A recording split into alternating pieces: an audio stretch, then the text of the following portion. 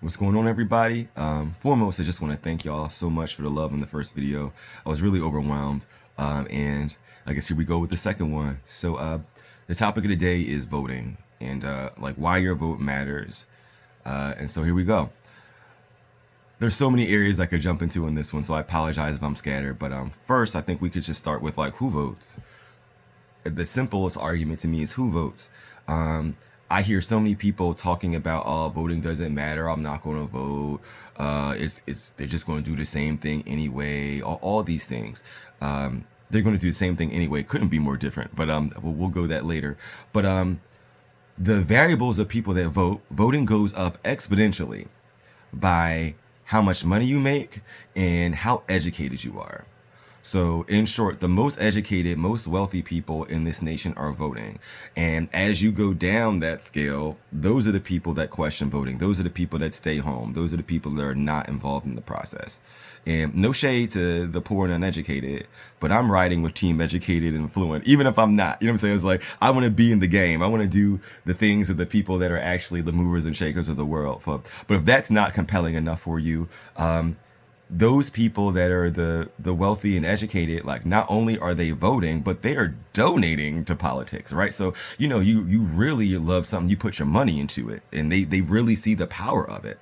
And they've even tried to put more money into it, like with things like Citizens United, like you should be very capped on donations, but they found ways that you can donate even more money. So Citizens United was the case in which corporations are able to give unlimited amounts of money to campaigns anonymously. So they don't want you to know who they're giving to, right? So that's another aspect that's absolutely crazy that we would think would be okay in a democracy, right? So we're supporting a business, but like they could be supporting political entities that we don't know that actually vote against our own interests, right? And I've subscribed to you also that like people think politicians are so corrupt. How could they be corrupt if there wasn't money? Who's paying them? Who's corrupting them? The rich and powerful. You know what I'm saying? Like they understand that votes matter. And they're like, well, hey, like other people are voting, but like I need this person to do for me. So like let me buy. You know what I'm saying? Like your influence. So not only am I going to support you in your campaign and buy things for you, but I'm going to, you know, support legislation and things to make sure that less people can vote. You know, that voting access is less, the restrictions are more. And not only that, I'm going to attack their minds and go into advertising to make them think that politics in general doesn't work and that your vote actually doesn't matter. Who does that advantage? It advantages the wealthy elite, you know what I'm saying, that are always voting, putting their money towards voting and doing everything to prevent you from voting on each level.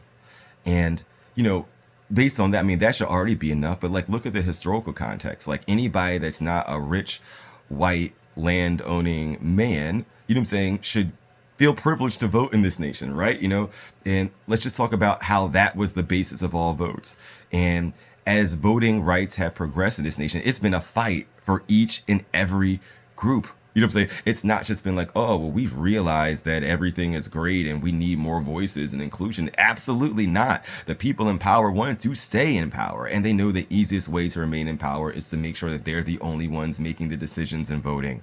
So that's why they didn't want black people voting. That's why they didn't want women voting, because they knew that it would mean there'd be greater representation, right? And so when they couldn't stop people from voting, what did they then do? They tried to have literacy test and, you know, put polling places like in a highly black population, only have one polling place, or have the hours of operation be crazy, or, you know, challenging their ballot systems, or redlining districts. You know, that is notoriously happening. You know, we had the Voters' Rights Act that was a major civil rights legislation, but about 10 years ago, it was struck down by the Supreme Court, who said, okay, well, America's not racist anymore, so we don't need these laws. But literally the next day, almost all the states that were previously restricted by those laws were put in new policies in place that made voting way harder for people of color. Right? I mean, I'm sure you hear on voting days, like in certain affluent places, you can vote and get out of there in 5 minutes. But in poor places and urban places, it takes like 5 hours to vote. What? You know what I'm saying? It's like, that's crazy. That's literally done to discourage people from voting. So even the people that took the time and realize it, they're going to make you suffer. They're going to make you take a day off of work. You know what I'm saying? Like that's it's literally crazy. And they've done so many things to prevent others from voting. Conservative politics, right? They want to conserve their power. So they're doing everything they can to make sure that you don't vote. And so they're buying politicians, they're trying to restrict your actual rights and access to voting. And then when that doesn't work, what they're going to do? They're trying to attack your mind.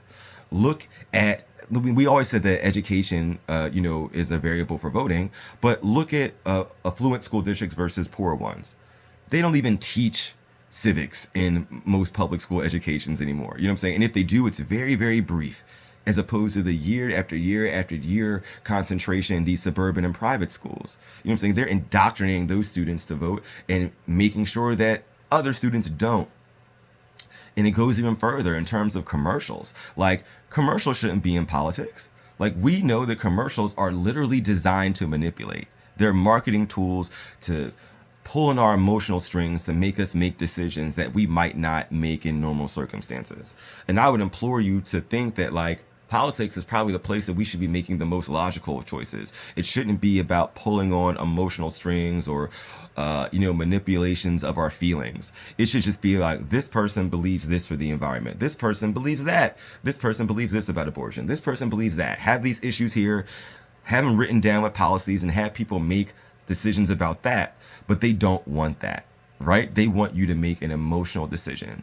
And then they're allowing other countries to influence things, like things from Russia and China and the Middle East all coming in, trying to discourage the vote, trying to break factions that are united in this nation, all to promote certain means and ends.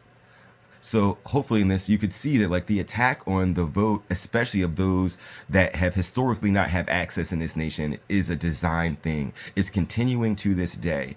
And I would just encourage you to think, like, why you don't think that voting matters, and why do the people that have the money, why are they donating to things to stop you from voting? Why are they continuously voting? Why are they donating political campaigns? Why do you think politics is corrupt in general? It's because of the money factor.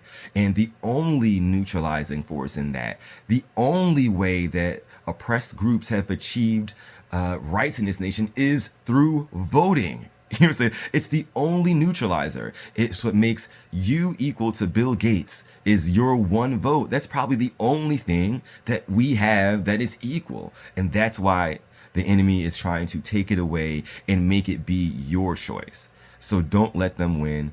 Vote and express yourself no matter how you get down politically. And hopefully this was helpful to you and changed a couple minds. Until next time.